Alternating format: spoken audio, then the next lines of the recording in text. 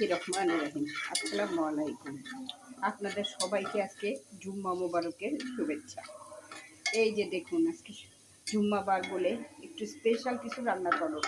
মেয়ে বললো, তাই করতেছি। এই যে পোলাওটা বসাচ্ছি। এই যে একটু ঘি দিলাম আর তেল দিলাম, ওইটা অফিস কিনে আমি ঢেলে ফেলেছি। আর এই যে তেজপাতা, এলাচি আর পেঁয়াজ দিয়ে একটু ভেজে নিব, এই যে বেরেস্তার মতো। এই যে তারপরে আমি আবার একটু পোলাও রান্না করলে একটু আদা বাটা দিই। এই না দিলেও চলে, জেলা চেয়ারে দিও, আমি একটু দিই। আর এই যে একটু রসুন বাটা। এখন এইটা একটু ভেজে তারপরে পোলাও চালটা দিয়ে দেবো। এভাবেই আমি পোলাও রান্না করি। এই যে এখন পোলাও চালটা দিয়ে দেবো। বিসমিল্লাহ।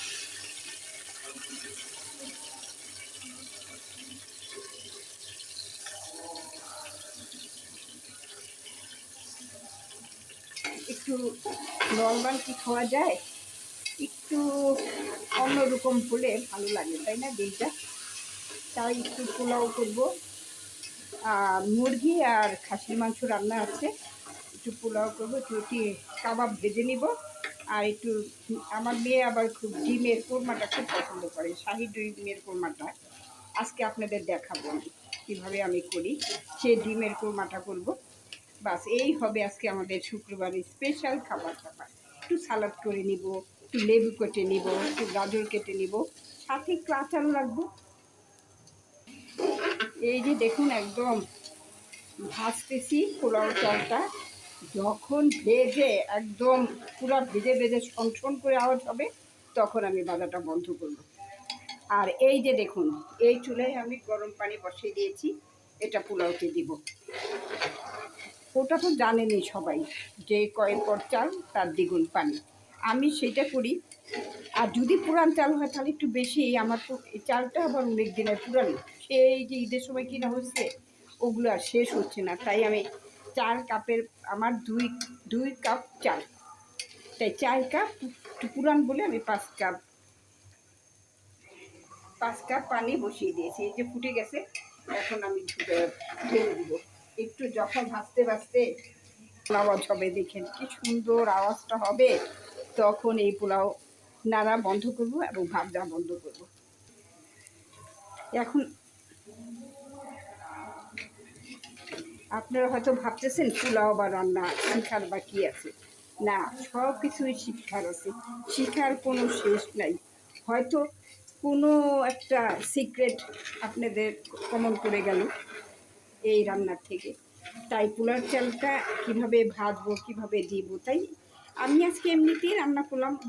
শুক্রবার বলে, জুম্মাবার বলে এটা ভাবলাম কি একটু আপনাদের কাছে শেয়ার করি যে কিভাবে আমি পোলাওটা রান্না করি। আবার কোরমাটা কিভাবে করি আমি সেটা আপনাদের কাছে শেয়ার করি। শুনতে পাচ্ছেন, এই যে ভাজার থেকে একটু শন শন করে আওয়াজ আসতেছে।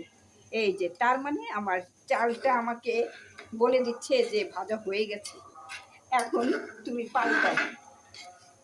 না না, সেটা না, আপনাদের সাথে একটু মজা করলাম। এই যে এখন পানি দিয়ে দিব। এই যে এখন পানিটা আমি দিয়ে দিব। পানিটা আমার মাপা। দেখবেন পোলাওটা কীভাবে কি সুন্দর, আল্লাহ যদি রহমত করে তাহলে একদম ঝরঝরা পোলাও। সাধারণত আমার পোলাওটা এরকমই হয়।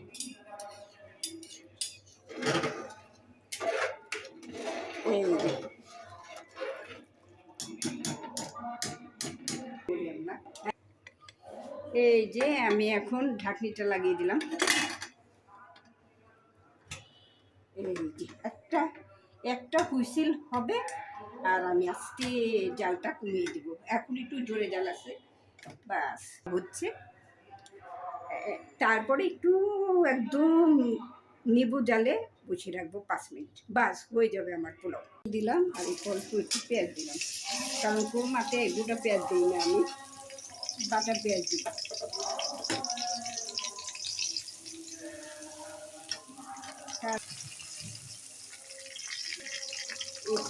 পেঁয়াজটা একটু ভেজে নিব। এই যে তার মধ্যে দিয়ে দিলাম একটু তেজপাতা, দারুচিনি আর একটু এলাচি।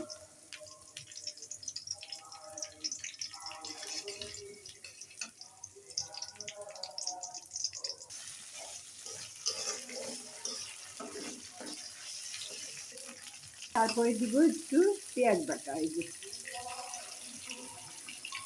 আমি আর পেঁয়াজ বাটাটা বেশি দিলে কাটা পেঁয়াজ দিই কম। দেখুন সবচেয়ে ভালো জিনিস চলে আসছে, এই যে আমন্ড আর পেস্তা বাদাম, এই দুইটা মিলিয়ে বাটা দিচ্ছি। এই যে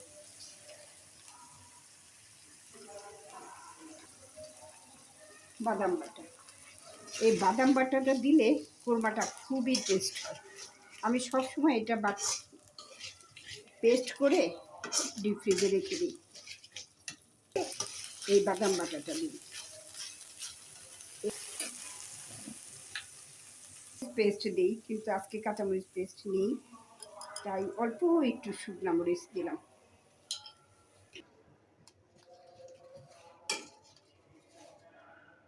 দিয়ে দিলাম একটু লবণ।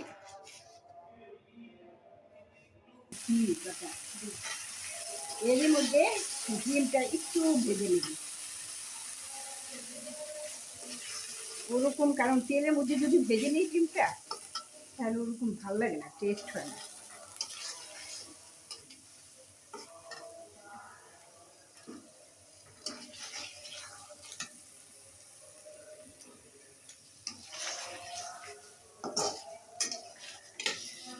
একটু এলাচির ফাঁকি দিয়ে দিলাম। এখন এটা একটু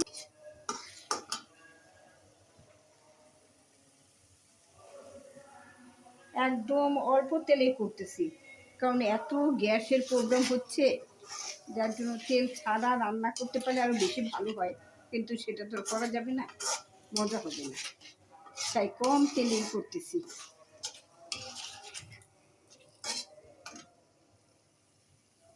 এই মশলার মধ্যে ডিমটা একটু ভেজে নেব।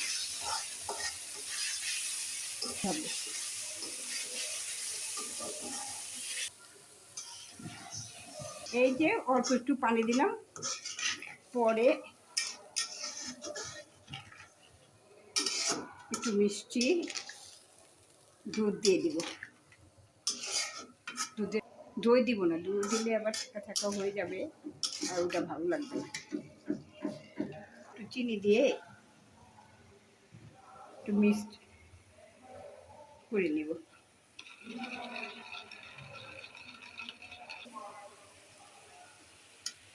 এই যে 3টা কাঁচামরিচ এই যে এই দিক থেকে অল্প একটু কেটে দিয়েছি, যাতে গন্ধটা বের হয়, শুধু ঝাল না বের হয়। এই যে এখন আমি সেই দুধটা চিনি দিয়ে যে ঘন দুধটা ঢেলে দিলাম।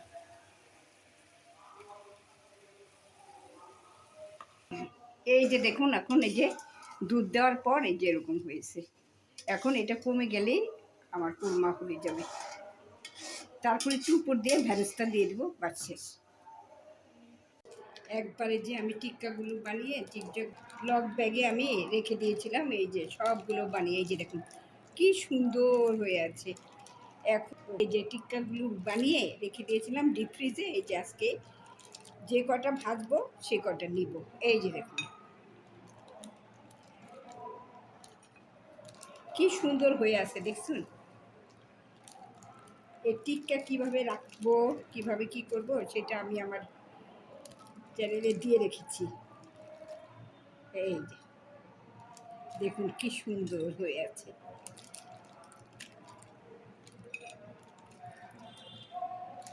যে কয়টা আজকে লাগবে সেই কটা নিয়ে বেজে নিব, বাস।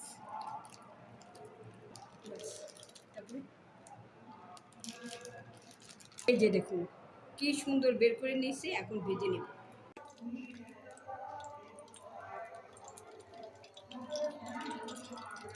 টিক্কাগুলো একদম অল্প তেলে ভেজে নিব, বেশি তেলে ভাজবো না, ডুবো তেলে এভাবেই ভেজে নেব, বাস। টিক্কাগুলো পোলাওর সাথে, ঝরঝরা পোলাওর সাথে টিক্কা কোরমা আর মুরগির মাংস, খাসির মাংস দিয়ে আজকে জুম্মাবারের খাবার হবে।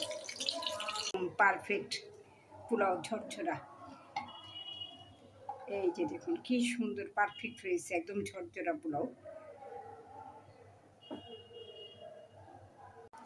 এই যে দেখুন এই টিক্কাগুলো ভেজে নিয়েছি, এই যে একদম ভাজা হয়ে গেছে।